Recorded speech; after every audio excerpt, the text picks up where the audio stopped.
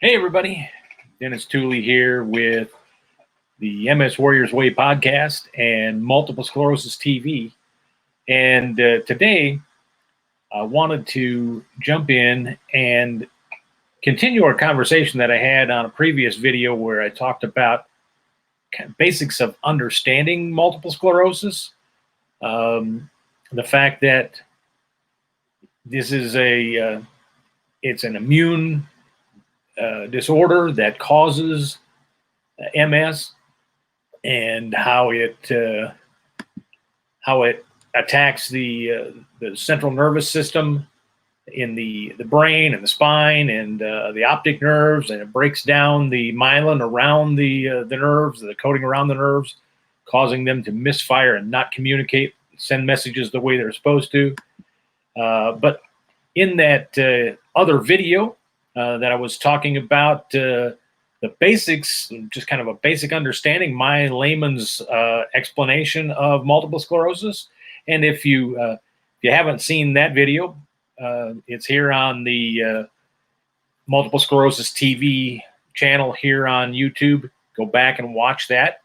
If that's beneficial to you in any which way or form, I would encourage you to like it and share it and subscribe so that we can help other people with that. But along the way, also want to talk about we started to talk a little bit about symptoms of MS in that video. And I said that I would come back with a video with a little bit more in depth, partially because the graphic that I had was a transparent graphic. And when I put it up, it kind of showed up. Well, it showed up a little bit, but you couldn't see it. So I said, well, let me do a whole video on symptoms of multiple sclerosis. And so that's what I want to talk about today. Most people, when they're diagnosed with MS, the diagnosis comes when they have had probably a series of symptoms that the doctors initially didn't connect to multiple sclerosis, and the longer they looked, they finally came to a realization. Now, I will say, because of MRIs and the diagnosing tools that they have available, doctors are starting to see MS a little bit earlier than they used to. But most of the times, people will have the symptoms, and those symptoms will pop up. The doctors will think it's one thing. For me, when I was first being diagnosed, they said, well, maybe he had a pinched nerve. And so they had physical therapy as a treatment. And the symptoms kind of went away, but then they came back. And so it's that process of the symptoms that eventually lead you to a diagnosis. Well, what are some of those symptoms? Well, let's talk about some of those. Basically, and going back, we talked about this in that other video, the damage of the myelin in the nerve systems will cause things to misfire. And that will, in the process of how our brain is trying to communicate with the rest of the body, we have these symptoms that pop up. You have fatigue, which is very common amongst people with MS. And I talked a little bit about how that kind of shows itself in how it takes more fuel and more energy and a longer period of time for us to do things because of the fatigue factor. It also shows up with cognitive issues. Cognitive issues, for me, I got to be honest, that's one of my things that I struggle with the most with MS, is how it affects me cognitively. My short-term memory is horrible. By trade, I am a comedian. That's what I do. For years, I have done pretty much things that required me to be a public speaker, not just doing the comedy, but I did motivational speaking in middle schools and high schools. And and I was a pastor with the Salvation Army for a brief period of time, and that required me to speak.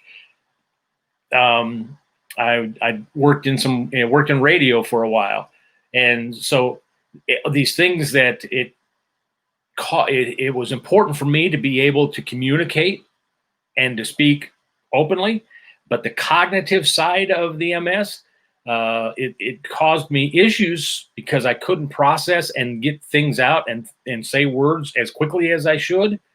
And for all honesty, it's had an impact on my comedy career because it has slowed me down a lot in terms of my delivery and getting to the punchline. And so I've had to kind of restructure how I go about setting up my material when I'm doing comedy, because on the cognitive side of things, I really slowed down. And then another symptom that is a result of MS is depression. It's just a natural aspect of how, when you're forced to realize that you now have a debilitating disease where there is no cure, this is a chronic illness there is no cure for, that can be very depressing. But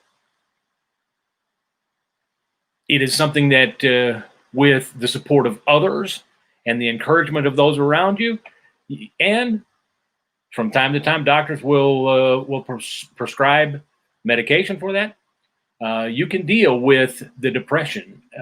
Actually, with all of these things, the fatigue, there are medications that they can prescribe that will help with the fatigue.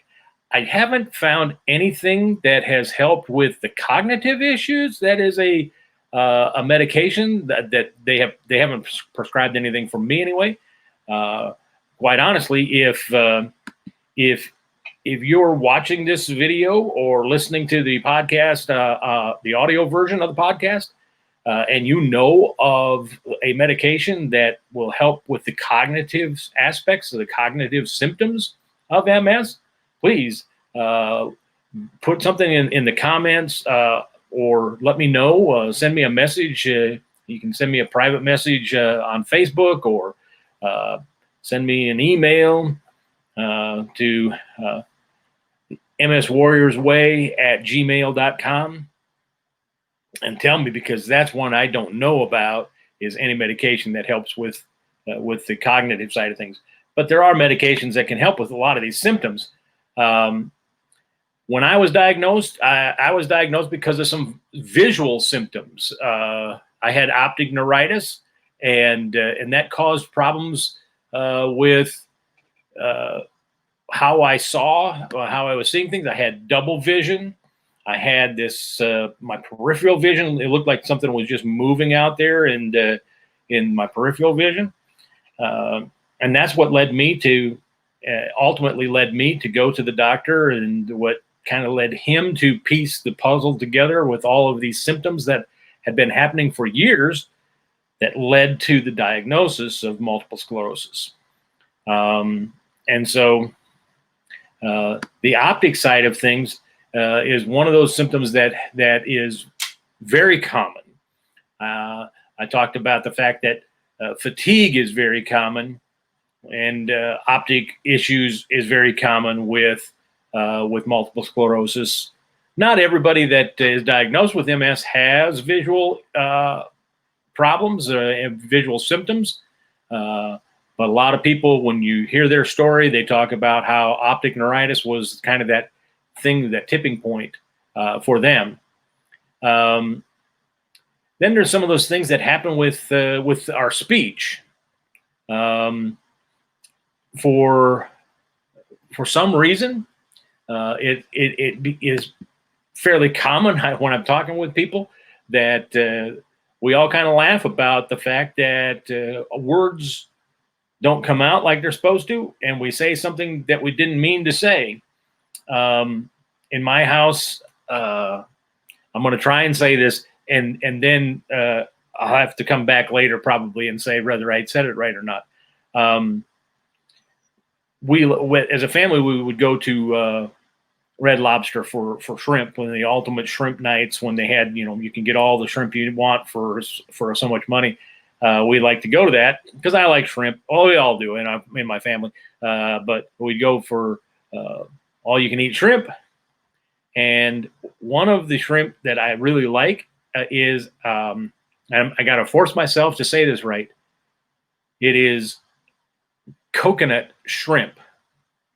I'm pretty sure I got that right. And we go into order, and the way my head wants to say it, if I don't stop and force myself to say it right, I always say it wrong. I looked at the server and I said, I would like pineapple shrimp. Now, in my mind, I was saying what is on their menu. If you go to Red Lobster at all, they don't have pineapple shrimp on their menu. Now, if I don't slow down to say it right, that's what's coming out. It's part of how our speech is impacted with MS. There's a lot of people that talk about, they say things differently. They mix up letters and words. They mix up words completely. And that's one of the symptoms, the speech symptoms that people with multiple sclerosis have. It's one of those things we don't necessarily talk about very much with other people because it's a bit embarrassing, I guess, maybe. I don't know. For me, it's just hard to explain because if I'm trying to explain it, I don't know if I'm actually saying the right words or not. I won't know, quite honestly, until I go back and watch the video of this time that we're talking right now, if I actually said the right shrimp order that I really wanted versus what I always say, because I know the one that comes out easy is pineapple shrimp. I don't know if they ever have sold pineapple shrimp someplace. So that's one of those things that it just pops right out. It's one of those things that I can't necessarily control because of the way that the MS has impacted my speech. Another thing that happens is a symptom that shows up in your throat and your swallowing. And if I were a doctor, and I probably should have started out by saying this, I'm not a doctor, never have been. I've never played one on TV. I think I did play one in a play in high school, but that would be my only close proximity to that. But if I were a doctor, I could probably give you the medical terms that are on this slide. But I can tell you what some of these things show up as. And when it comes to issues in the throat, it's issues with your swallowing and how different things cause you to have a hard time swallowing. And it is somewhat common with people with MS. Again, not everybody that I know who has MS will say, oh, yeah, I have that. But a lot of us do deal with it from time to time. It's not a continuous thing. It's not something that happens every single day, every moment of every day. But it is a symptom that pops its head up every once in a while because, again, the brain is struggling to send messages because the nerves are, the MS monster has chewed away at the nerves and caused the myelin to break down. And then the messages they're not getting where they're supposed to go because they're allowed to kind of seep out and go elsewhere. Or it just takes that long, long time for the message to get through because it's got to reroute itself and make all those left-hand turns to get to where it needs to go. And so when that's happening, the brain is really wanting the body to do what it's supposed to do, and the body probably wants to do what it's supposed to do, but the communication between the two is off, and that causes issues for us in the symptoms of multiple sclerosis. Some of the other symptoms that are really prevalent is weakness in various body extremities. For instance, my legs, My legs get very weak. If Especially if it gets too hot. Heat is something that is an issue for us. And I'll talk maybe in another video. We'll talk about some of the things that really have a profound impact on how we feel. Those of us with multiple sclerosis, heat is one that accentuates inflammation in your system, and inflammation is not your friend. In fact, inflammation is part of the reason that you have the problems that you have with the symptoms with MS, because your immune system, again, it has done the thing where it's chewing around on the nerves in your nervous system, and as it's doing that, it's causing inflammation around the nerves and around where the myelin has settled into the brain, and that inflammation is what's causing a lot of the problems. So you want to steer clear of inflammation because that makes your symptoms worse. Heat is one of those things that, again, that elevates inflammation, and if it's elevating inflammation, it's going to cause issues, and that's one of those things where, particularly for me, I get weakness in my legs. I get spasms in my legs that causes my legs to get real weak and spongy, and sometimes it feels like they just disappear out from underneath me. And that's, again, it's one of those symptoms that a lot of people have to deal with when it comes to the multiple sclerosis.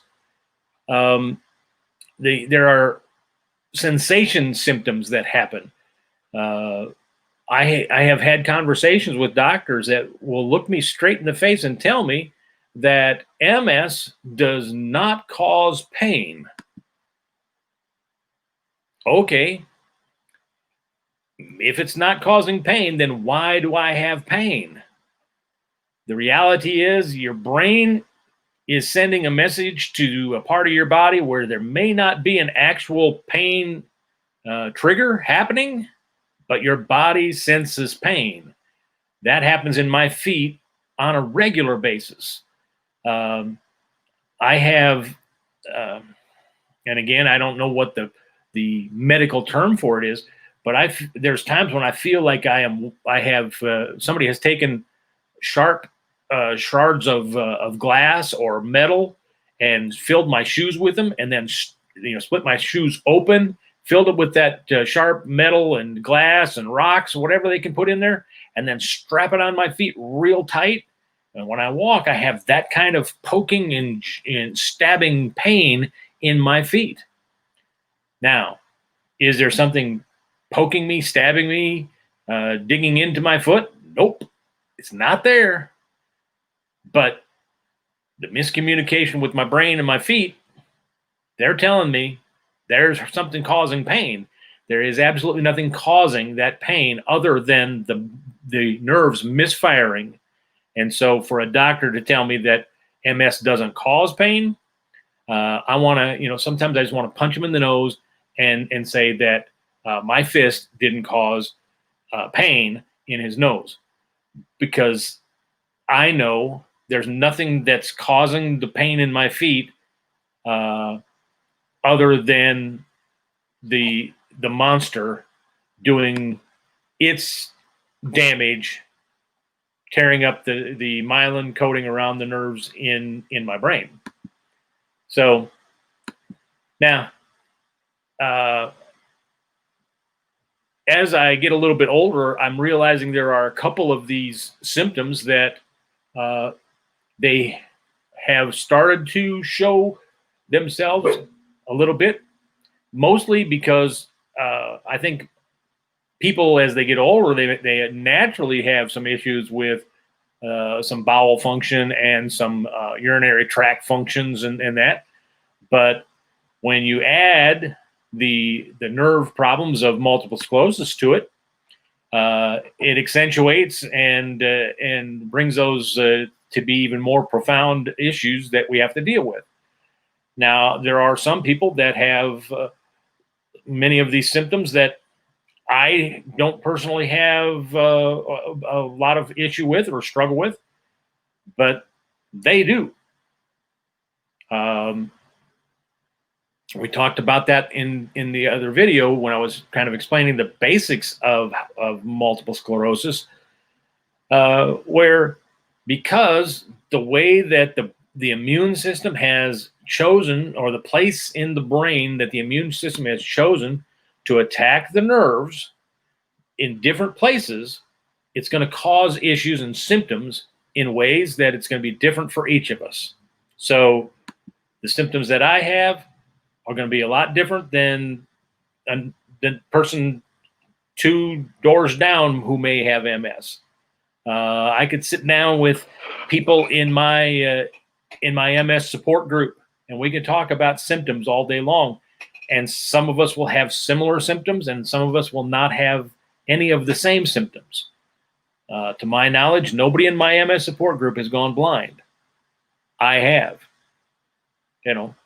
Um, so when it comes to the symptoms of MS, again, these symptoms are something you may deal with, and it may be something you deal with occasionally, where it doesn't happen all the time. For instance, the blindness for me, it doesn't happen all the time. I can't explain why it happens when it happens. I will tell you that I know it's coming on when when it starts, because my vision kind of gets blurry and kind of slowly shrinks into darkness and into the blackness. So I know it's coming on, but it doesn't happen all the time. Um, I don't have the pain in my feet all the time. There's times when my feet go numb, and I'm actually happy that they go numb because I don't have the pain in my feet. There are the occasions where my feet aren't numb, but I don't have the harsh pain. I can feel the poking sensations in my feet pretty much all the time if they're not numb. And so that's more consistent in happening pretty much all the time, where I feel that if they're not numb, I feel something that seems like it's jabbing into my feet. So with that, uh, these symptoms, they may be consistent for some people, meaning they're there all the time, and they're going to be kind of occasional with some of these symptoms, which means they only show up every once in a while. Can I explain that? No, I can't. I wish I could. But again, I'm not a doctor. But I did want to at least stop in and talk a little bit about some of these symptoms, so you can kind of have uh, possibly you can see a little bit of what some of these symptoms look like. Let me put this other graphic up here. Um, I've got to get.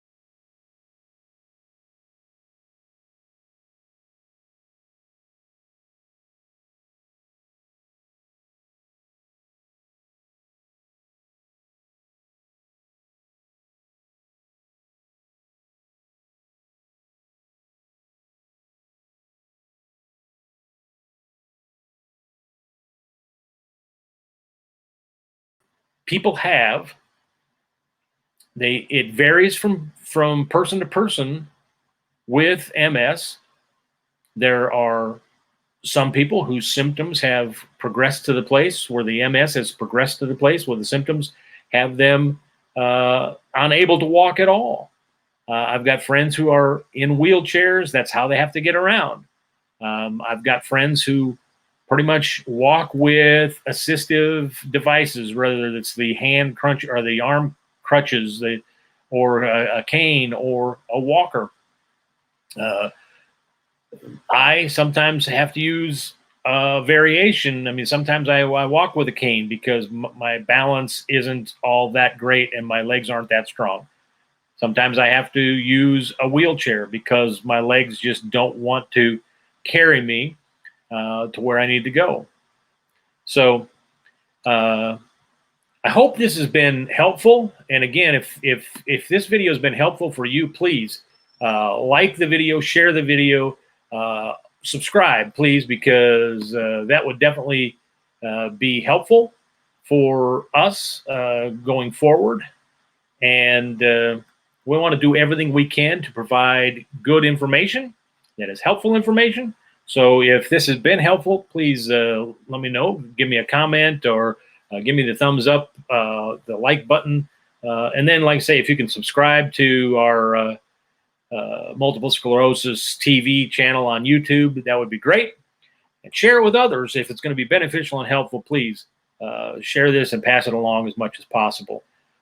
So until next time, when we get together again, I want to thank you for allowing me to be a part of your day, and encourage you to come back and join us here on Multiple Sclerosis TV and the MS Warriors Way podcast. And hopefully we will see you again soon here on Multiple Sclerosis TV.